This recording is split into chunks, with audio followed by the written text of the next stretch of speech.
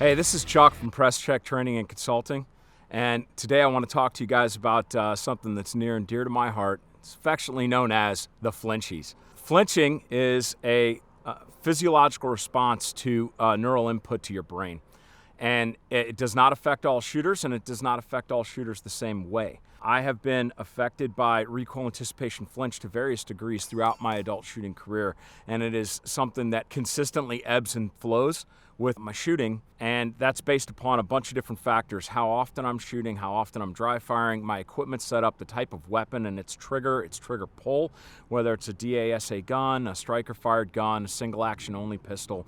All of these affect the input that I'm getting to my brain.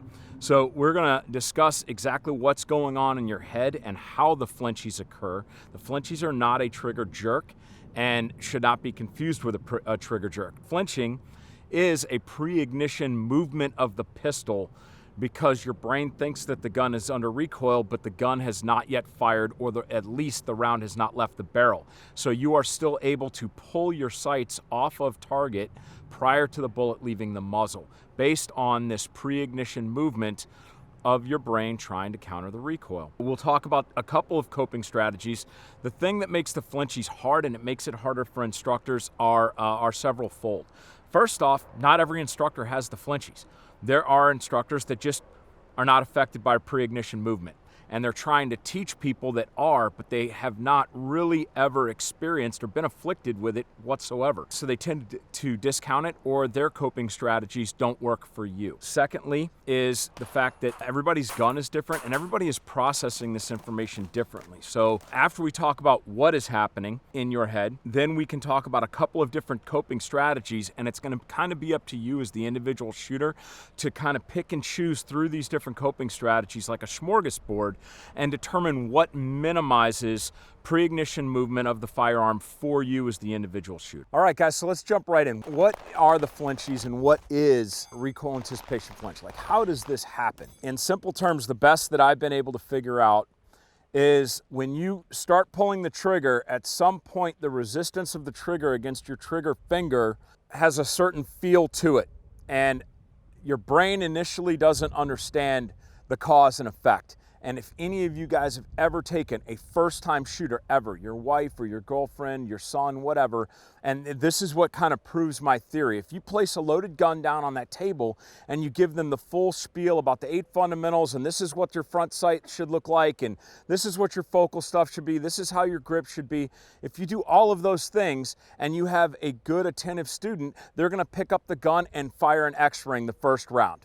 And then they're going to fire an X-ring the second round. And somewhere in about 4 to 10 rounds, depending on how their brain is cognitively processing, the rounds start migrating. They start getting further and further away from the X, and it becomes more exponential.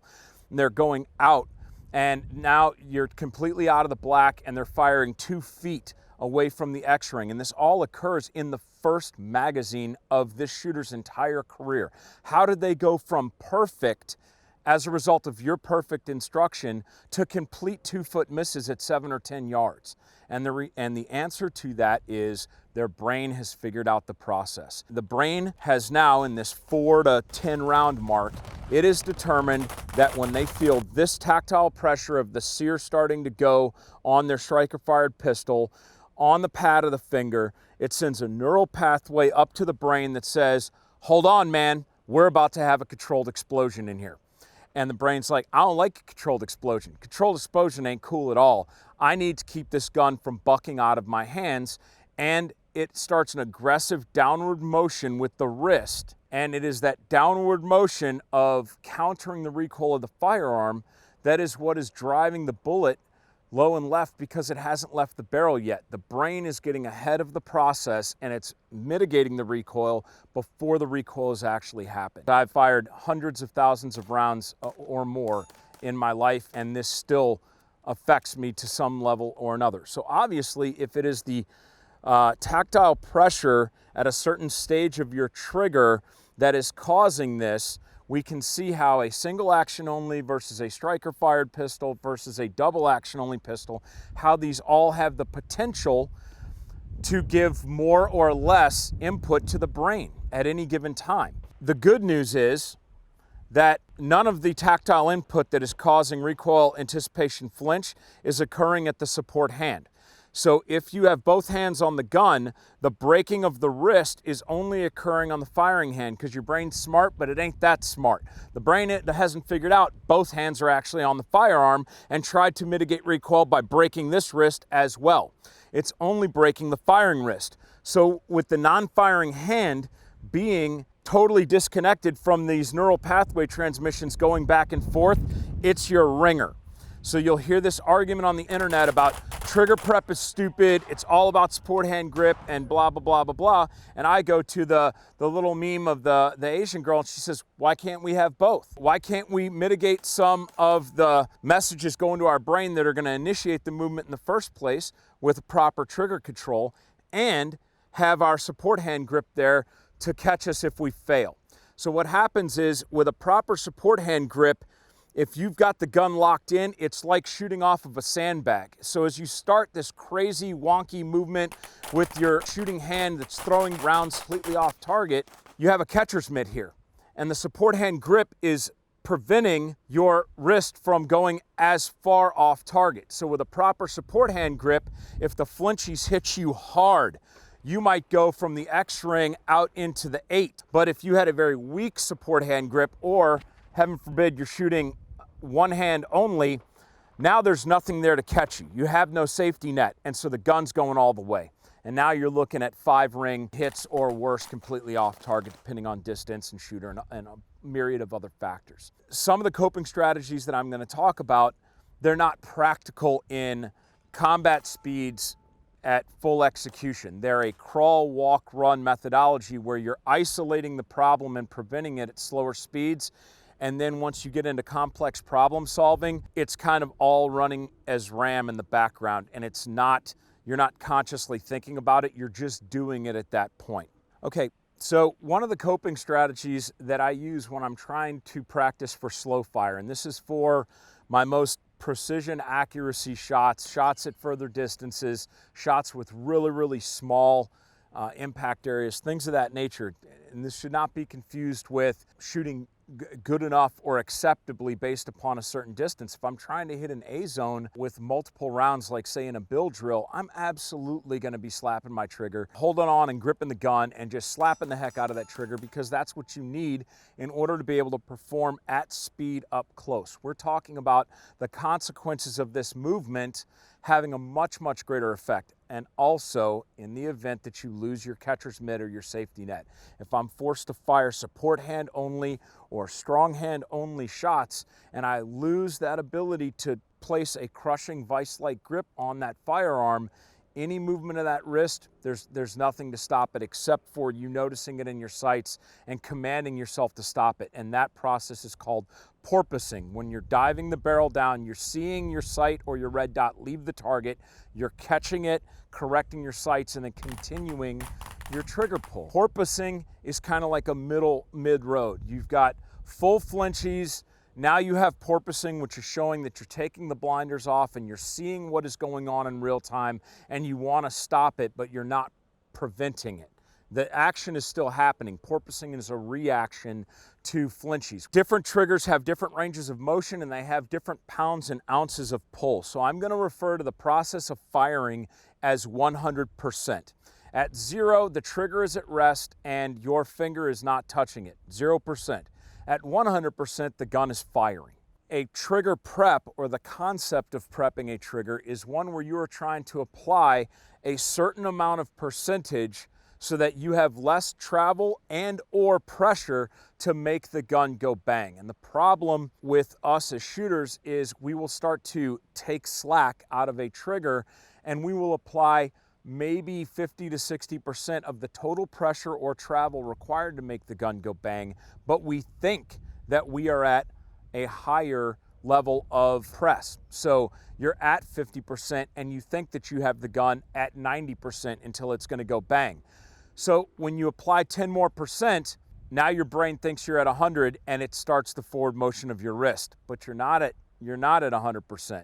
You were at 50 or 60 and you added 10. And that 30 to 40 more percent of trigger pressure and or travel is happening after your brain has already decided that you're at 100 and starts driving the gun forward.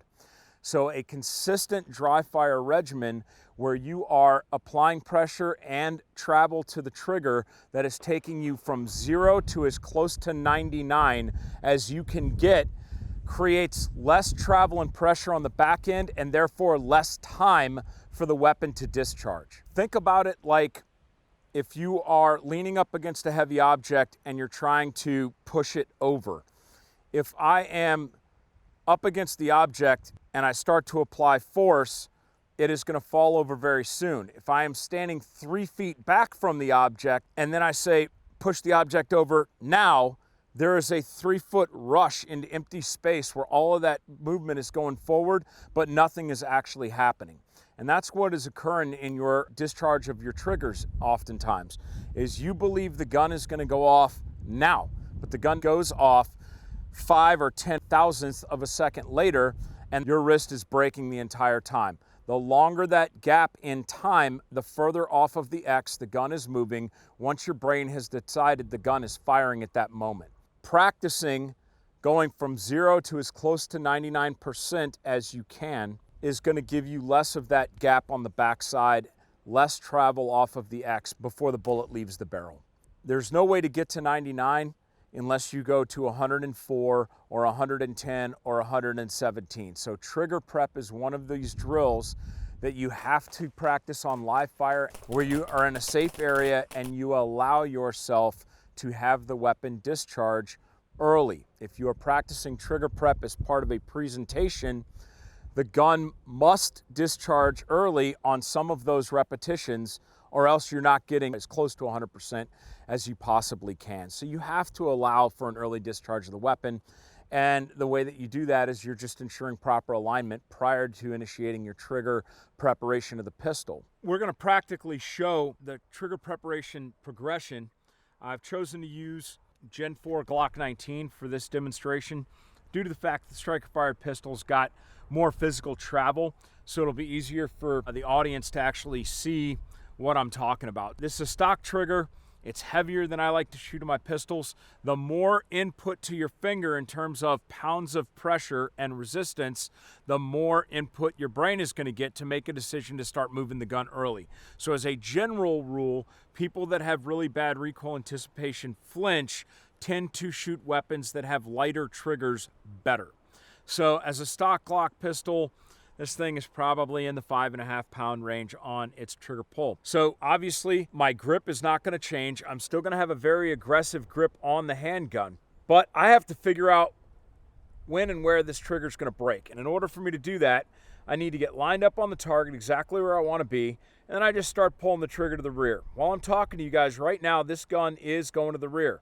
I'm still pulling the trigger right now. The gun has not discharged yet. I think I'm probably at about 80%. Still pulling the trigger, still pulling the trigger, still pulling the trigger, still pulling the trigger, still pulling the trigger. I'm searching for the sear. I'm trying to find out where that sear is at. Because I don't know where that sear is at, there's no way that my brain can make that gun move. That shot is going to come clean. Within just a couple of shots, my brain is going to figure out exactly where the breaking point is, and at some point, it might want to start inducing some pre-ignition movement. But as long as I am creeping up on that sear as a shooter-to-shooter variance, I can trick my brain into not knowing exactly which 1% of travel and or pressure to the rear is the one that's going to be that breaks the camel's back. I'm trying to add hundredths of ounces of pressure to that trigger press, and then at some point the sear just can't handle it anymore and the weapon's going to discharge. Now, Chuck, that's not very realistic in a gunfight. You can't spend all day prepping your trigger. Obviously, the purpose of this drill is to figure out the right process, and then applying this to combat speed is a matter of compressing the amount of time that it takes me to get from 0 to 99%. I am practiced enough, and I'm integrating this into the punch out, the draw and presentation, whatever. I am looking to go 0 to 99, 0 to 99, 0 to 99 effectively. And through much dry fire and live fire repetition, I can get to the point where when the gun is at full extension, I only have 1/100th of an ounce of pressure and the gun's gonna bang.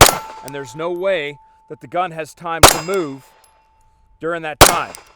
Through this process, I have greatly mitigated my tendency to shoot low left. If you guys are practicing a good solid trigger prep, you're going to see your flinchies start to dissipate. What other coping strategies do we have available? Let's talk about a couple of the others. Okay guys, it should absolutely be stated that trigger preparation, what you're doing with your finger in removing this 0 to 100% pressure, it absolutely varies based on style of firearm and the style of the operation of the weapon. So a single action pistol, such as the 2011 and 1911 pistols, they have a very, very short travel distance and a very distinct, what we call wall. So the amount of pressure, let's say 3.5 pound trigger, that 3.5 pounds is almost all loaded at one point. So you have a trigger shoe that is being pushed a very short physical distance on the firearm, followed by all of the pressure required to make the gun go bang, loaded at one central location or point. On a striker fired pistol, the weapon is not cocked per se when it is at rest. So as you start to pull the trigger, there's going to be more travel of the trigger, and as you pull it, it is going to get increasingly harder as you're compressing some type of springing mechanism that is going to be released and then counterforce the striker primer discharge. So the trigger distance and feel are much, much different. And then our double action, single action, revolver or double action only semi-automatic pistol, they also have a very different trigger pull as well. I personally do not shoot double action pistols well as a result of my recoil anticipation flinch problems, and I've been told by people that do fire them well, my good friends Mike Panone and Ernest Langdon, they've both commented that the attempting to trigger prep on a double action pistol, which they call trigger stacking because of how you're pulling the trigger, and when it goes on the other end, it's not a cliff, the sear doesn't give, it kind of rolls off on the backside. So as you're pressing the trigger, if you're trying to teeter-totter at the top of the hill, the amount of time until the gun goes off on the backside is still going to be giving you this tactile input that your brain can read consistently, telling you gun's gonna go bang, then you're starting the chain of events that's gonna pull your round off target. So these mentors of mine in shooting DASA or DA only weapons advocate once you start that rearward motion to just not stop. So what other coping strategies do we have other than just trigger preparation? Ball dummy is probably the most effective. Ball dummy is as simple as placing dummy ammunition in with your live ammunition, whether that is with a partner, where they're passing a pistol to you that is either loaded or unloaded, and you are gonna pull the trigger and either get a click or a bang. How does ball dummy help? It essentially is shaming you into not having pre-ignition movement of the firearm by showing you your pre-ignition movement of the firearm. The pre-ignition movement of the firearm gets masked in the actual recoil during live fire training. But when I train on a range by myself, if I start to get the flinchies, I'll break out my can of dummy rounds, and I will have about 10 magazines on my table, and I will randomly load dummy rounds in every one of those mags, and then I'll swish the mags around, I'll throw them in my belt, and as I'm firing, no matter what other drill I'm doing, I am incurring stoppages along the way. So I'll be firing fast, bam, bam, bam, really mashing on that trigger, and then click, and I'll see the gun just nosedive. Does the gun moving when you hear click, is that bad? You have to be cognitively switched on enough to know, did it move and then click, or did it click and then move? Click and then move is nothing more than you mitigating the recoil at the appropriate time. Move and then click means that your brain was reading that tactile impulse, it had figured your game out, and it was driving your weapon off of target prior to when a bullet would have fired, being the click of the primer. Other benefits of staging dummy rounds in your live fire magazines in that way are that you're going to get malfunction clearance as well. You can immediately go into a tap rack bang or a rack bang. So you're clearing stoppages out of your weapon and then continuing on with whatever drill you were doing at that time. So it's one of those multi-beneficial tools for me, and it keeps me honest. It really keeps me concentrated and focused on having the gun properly supported. It's a check on my support hand grip. How far did I let that barrel leave off the target based on how tightly I was holding on to the support hand grip when I hit and encountered that dummy round. It's checking me out on my malfunction clearance, and it's showing me whether or not I'm shanking, flinching, moving before or after the round would have fired. So ball dummy has been incredibly helpful for me in mitigating my flinching issues. Because this is all instigated by tactile input, and that is very personal to the shooter and based upon the firearm, another coping strategy that I've seen work with some is just changement of finger placement. If they're receiving the tactile input dead on the center of the trigger pad, it is sending a different message to their brain than if they add a little bit more finger to it and get in on the first knuckle. Those of you that have ever heard instructors talking about jerking the trigger, where they're talking about your trigger pull physically moving the orientation of the weapon, I think some of those instructors are missing the point of what the cause and the effect actually are. I think it's a tactile input response to the brain that's causing the movement, not your inability to hold a weapon still just by pulling a trigger straight to the rear as opposed to pushing it or pulling it. So don't get this coping strategy confused with people that are claiming trigger jerk is a thing. We're talking about a starter pistol metaphorically going off on the pad of your finger, causing your wrist to do this. So changement of the finger on the trigger pad can help some shooters with some firearms, but it's not going to have any effect across the board as a black or white thing. So in conclusion, guys, recoil anticipation flinch is a real thing. There are many shooters that are afflicted with it. Until they understand what's going on and how to cope with it, they're going to continue to be afflicted with it and potentially get worse.